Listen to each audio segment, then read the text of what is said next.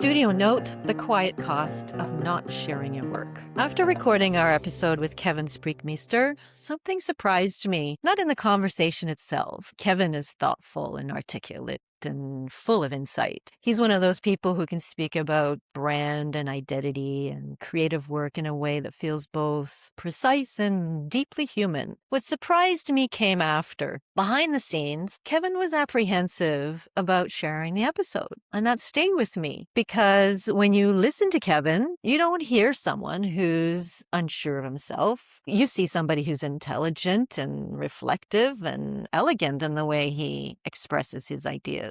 But that is the strange thing about creative confidence. Some people can be deeply capable and articulate and accomplished and still feel exposed when their own story becomes public. I understand this more than I wish I did. There's a whole type of person who would rather be useful than visible, rather contribute than announce, and rather make things better than stand in front of them. Maybe that's introversion or privacy. Maybe it's perfectionism, or it's just a fear of sounding self-important. Maybe there is simply a discomfort with having attention paid to. But whatever the reason, there's a cost to staying hidden. In the long run of a creative life, we're often moving from one thing to the next. A project ends, a client moves on, a lesson is learned, a small breakthrough happens, and then we keep going. But if none of that gets documented or shared or reflected back into, it can disappear. Not because it didn't matter, but because there's just no visible record of it.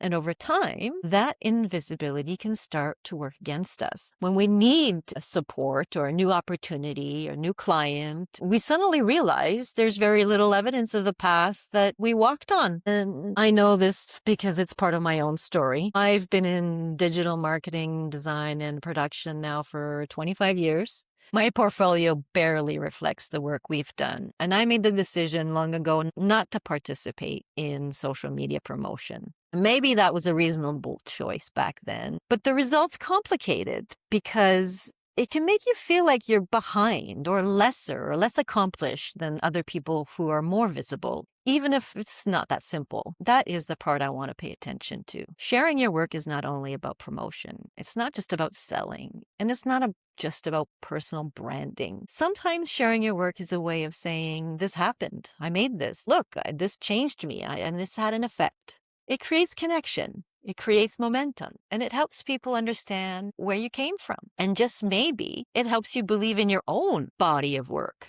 and that it's real. So maybe the challenge is not to become louder or more extroverted or endlessly promotional. Maybe the challenge is to find a way of sharing that still feels honest, a way of being visible without performing, a way to let the work speak without disappearing behind it completely. Don't let the work disappear. Find a way to leave a trace.